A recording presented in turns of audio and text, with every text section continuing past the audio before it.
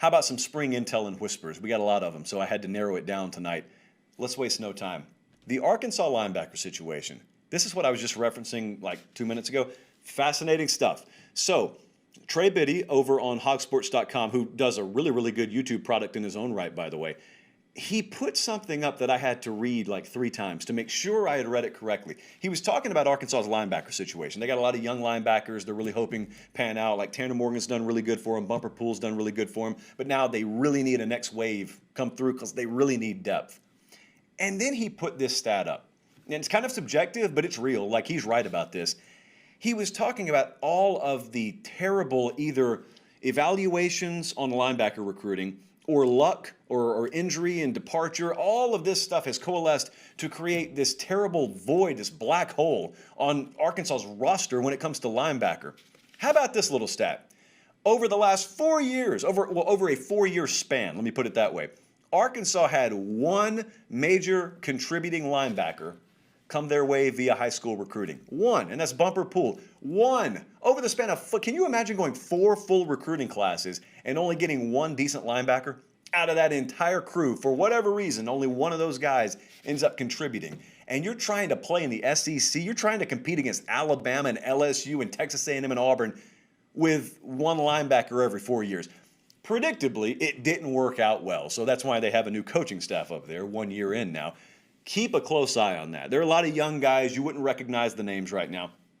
But they got a lot of young linebackers, and they got to fill the void. Not only do they need to find some frontline guys, they need to find depth providers. Otherwise, I mean, you better score 45 points a game. That's kind of the situation that you'd be in.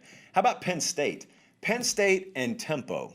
If you've followed the Nittany Lions, if you've listened to James Franklin up there at press availabilities and whatnot, tempo is a word they've used for a while. They had Moorhead as offensive coordinator. They talked about tempo. Then they brought in Kirk Soraka. They talked about tempo. And now they brought in Tom Yursich. They're talking about tempo. Here's what was interesting. James Franklin met with the media before a recent practice. It may have been yesterday, I think it was. And he said, I kind of paraphrased it. He said, we've hired offensive coaches in the past who claimed to run tempo, and then they didn't run tempo. Now, that is a pretty heavy statement if you really stop and think about it, because where does the blame lie there? I mean, part one is, well, you hired him, you vetted him. Like, how in the world did you misunderstand who you were hiring?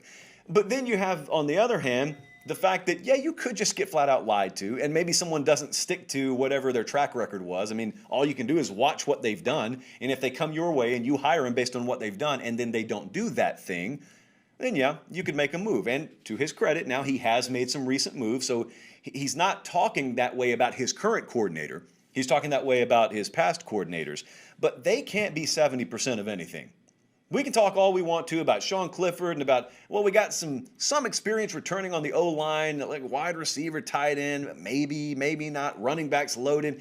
It doesn't matter if they're 70% of something. So they've got questions defensively. We've talked about it at linebacker and safety. They've got questions there, which is why they got to be 100% of something offensively, which is what I continue to watch. And it's, again, hard to glean what exactly is happening because you don't get to stand there and watch every rep in practice. And even if we did, I don't know how much we'd really be able to glean from it. But ultimately, what at least we want to be hearing coming out of spring practice is we got some things understood. We laid a foundation that we didn't have a chance to lay last year because, of course, we had no spring. But come fall, all these pieces and all this relative depth at different positions and this experience and hopefully potential at quarterback with Sean Clifford, it's all meaningless if you're just dabbling. If you're a Penn State fan and you could ask for one thing above anything else, it's just be 100% all in some kind of philosophy. And what James Franklin is saying here is that's what we plan on doing, and it's going to heavily incorporate tempo. Now, the problem there is, as he said, we've said that in the past, and it didn't happen. So we hear it all the time.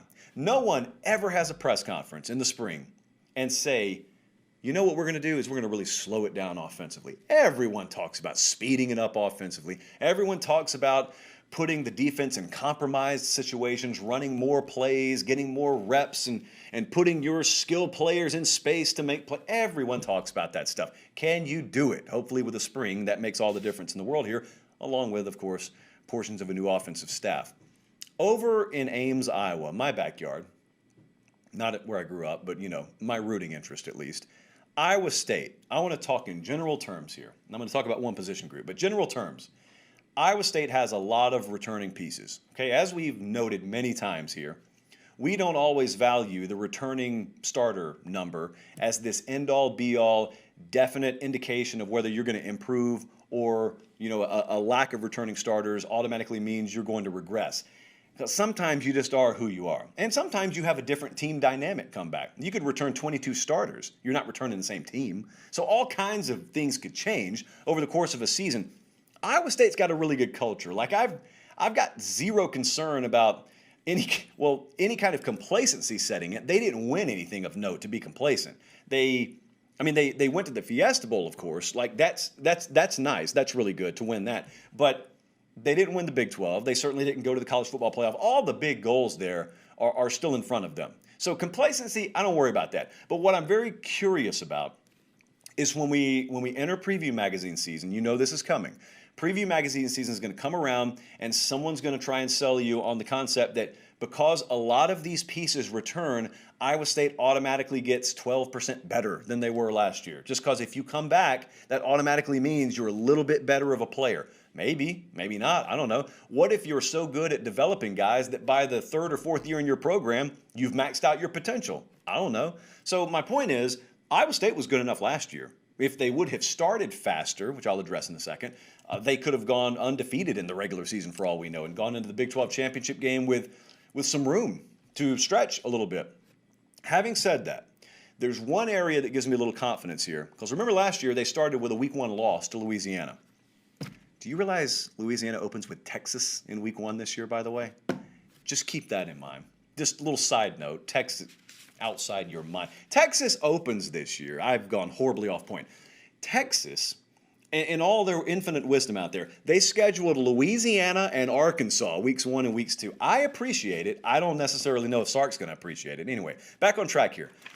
Iowa State, when they opened last year, their wide receiver core was not up to par. There was not the in-sync synergy, whatever you want to use. It wasn't there. And they could not make plays at critical times in that first game against Louisiana, and they lost because of that.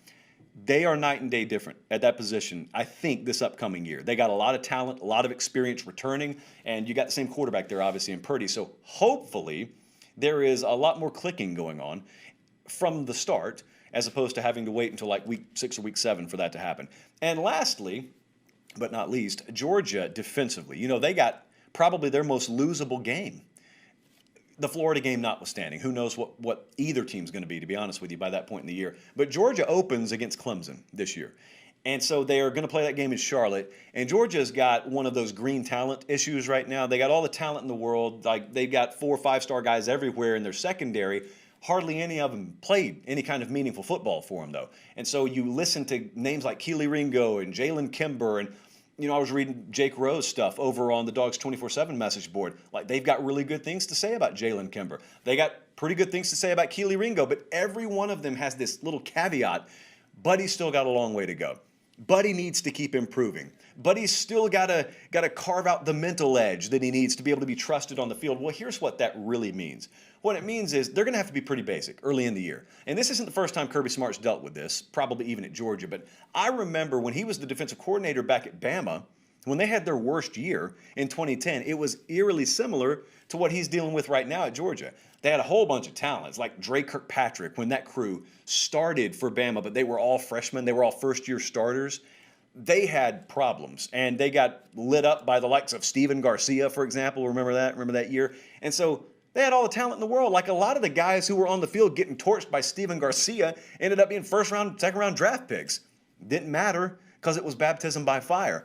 And I wonder how far along Georgia can get this secondary by the time they arrive to week 1 because they're playing Clemson. They're not like Auburn. Auburn's got a couple of tune-up games before they go to Penn State. Side note, Auburn plays at Penn State this year. Georgia doesn't have that. They play in week 1. Now, luckily, Clemson is not without a load of questions on their own right. But, yeah, Jalen Kimber, Keely Ringo, like all these names, everyone's going to count on up there. It's great if we're talking about projecting week 6 and week 7. Week 1, I don't know. And to be honest with you, I don't think that coaching staff is going to have any kind of firm grasp on what to expect. I mean, guys can completely go deer in headlights. You can think you have secondary figured out in practice, and then when it's 10 minutes, 37 seconds to go in the first quarter of game 1, week 1, and you've already given up 3 passes of 20-plus yards, everything goes blank. Like, you've seen it happen a million times. Let's just hope it doesn't happen with Georgia.